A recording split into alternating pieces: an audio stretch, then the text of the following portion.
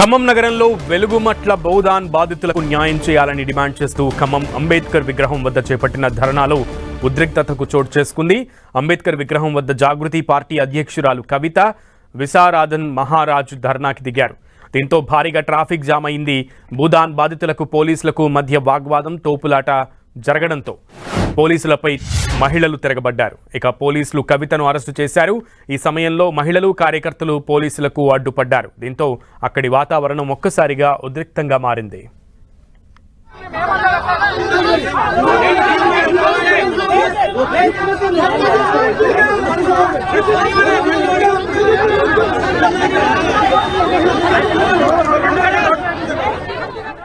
Right, Khammam ZP సెంటర్లో చోటు చేసుకున్న ఉద్రిక్త పరిస్థితులకు సంబంధించి మరింత సమాచారం మా ప్రతినిధి సైదులను అడిగి తెలుసుకుందాం. సైదులు, ప్రస్తుతం అక్కడ జాగృతి అధ్యక్షురాలు అరెస్ట్ అయినట్లుగా తెలుస్తోంది. సో అప్డేట్స్ ఏంటి? సునీల్, బుధాన భూముల్లో ఇల్లు కోల్పోయిన పేదలకు భరోసా కల్పించేందుకు తెలంగాణ జాగృతి రాష్ట్ర అధ్యక్షురాలు కల్వకుంట్ల కవితతో పాటు విశారదన్ మహారాజ్ ఇద్దరు కూడా వారికి భరోసా కల్పించేందుకు వచ్చారు. వారు నిర్వాసితులతో మాట్లాడారు. మాట్లాడిన తర్వాత అంటే జెడ్పీ సెంటర్ వరకు, అంబేద్కర్ విగ్రహం వరకు కూడా ర్యాలీగా వచ్చి అక్కడ రోడ్డుపై బైఠాయించారు.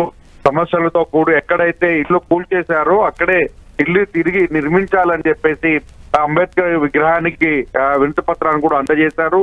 దాదాపు 3 గంటల పాటు కూడా జెడ్పీ సెంటర్ లో బైఠాయించి ఆందోళన నిర్వహించిన పరిస్థితి. దీంతో ఒకసారిగా ఉద్రిక్తత చోటు చేసుకుంది. ఈ ఉద్రిక్తతలో మహిళా కానిస్టేబుల్ కు సంబంధించి కూడా తోపులాటలో కింద పడడంతో చేతికి గాయమైంది. ఆమె తక్షణమే ఆమెను ఆసుపత్రికి తరలించాలని కూడా కవిత అటు ఉన్నతాధికారుల దృష్టికి తీసుకెళ్లడం జరిగింది. ఆ తర్వాత ఒక్కసారిగా అటు ఇరు వర్గాల మధ్య తోపులాట చోటు చేసుకోవడం, పెద్ద ఎత్తున కూడా నినాదాలు చేయడంతో ఒక్కసారిగా ఉద్రిక్త పరిస్థితి, అటు పోలీసులకు ఇటు కార్యకర్తల మధ్య వాగ్వివాదాలు కూడా చోటు చేసుకున్న పరిస్థితి. దీంతో ఒక్కసారిగా పోలీసులు అటు కవితని, అదేవిధంగా విశారదన్ మహారాజ్ తో పాటు మరికొంతమంది నిర్వాసితులను కూడా అరెస్ట్ చేసి పోలీస్ స్టేషన్ కి తరలించిన పరిస్థితి. దాదాపు 3 గంటల పాటు జరిగినటువంటి ఈ ఉద్రిక్తతో ఒకసారిగా వీరు అరెస్ట్ తో శాంతించిందని కూడా చెప్పుకోవచ్చు.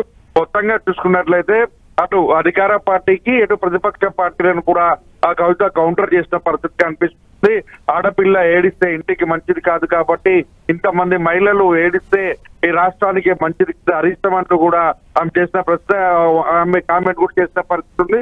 అదే విధంగా కొన్ని పార్టీలు ఎగ్జిబిషన్ కి వచ్చినట్లుగా వచ్చి పోతున్నారంటూ కూడా ఆమె కామెంట్ చేసిన పరిస్థితి ఉంది. ఓవరాల్ గా తను వచ్చి మళ్ళీ అవకాశం ఉన్నప్పుడు తను వచ్చిన సమయంలో ఆ సమస్యకు పరిష్కారం చెప్పి తను వెళ్తానంటూ కూడా భరోసా ఇచ్చే ప్రయత్నం చేసింది. అయితే అక్కడ ఇల్లు కూల్చడం అనేది కూడా మంచి పద్ధతి కాదు, బుల్డోజర్లు తీసుకురావడం ఎంతవరకు సబబంటూ కూడా అటు ప్రభుత్వాన్ని ప్రశ్నించిన పరిస్థితి కనిపిస్తుంది. ఒక్కసారిగా అరెస్టుతో ఆ వివాదం సద్దుమరిగిందని కూడా చెప్పుకోవచ్చు. ఓకే సైదులు.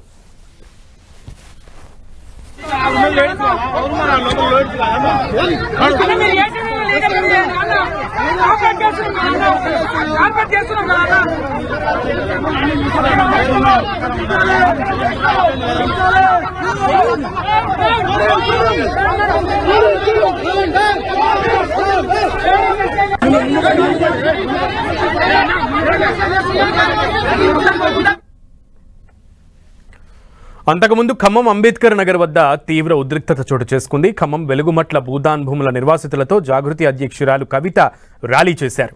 అంబేద్కర్ సెంటర్ వద్ద ధర్నాను అడ్డుకున్నారు పోలీసులు. దీంతో ఖమ్మం అంబేద్కర్ సెంటర్ వద్ద ట్రాఫిక్ అంతరాయం ఏర్పడింది.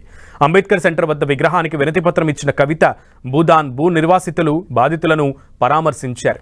ఆడబిడ్డ ఏడుపు ఇంటికి మంచిది కాదన్నారు కవిత. ఇంతమంది ఏడిస్తే ప్రభుత్వానికి మంచిది కాదన్నారు. రాత్రికి రాత్రే వచ్చి బుల్డోజర్లతో ఇళ్లను కూల్చేశారని మండిపడ్డారు జాగృతి అధ్యక్షురాలు కవిత. ఆడబిడ్డల దుఃఖం ఎవరికి కూడా మంచిది కాదు.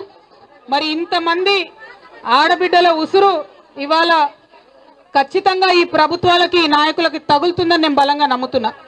ఎందుకంటే ఒక్క ఆడబిడ్డ ఏడుస్తేనే ఆ ఇంటికి మంచిది కాదంటారు. అటువంటిది ఇక్కడ ఇంతమంది ఆడబిడ్డలు మిమ్మల్ని చూస్తుంటే కడుపు తరుగుపోతుంది. చిన్న చిన్న పిల్లల్ని ఎత్తుకొని ఎగ్జామ్స్ జరుగుతున్నాయి, ఒక పక్కన స్కూళ్ళల్లోకి వాళ్ళు వెళ్ళి పరీక్షలు రాయాలి. ఇల్లు మంచిగుండి అంత మంచిగుంటే కూడా పిల్లలు ఎగ్జామ్ రాయడానికి టెన్షన్ పడతారు. అట్లా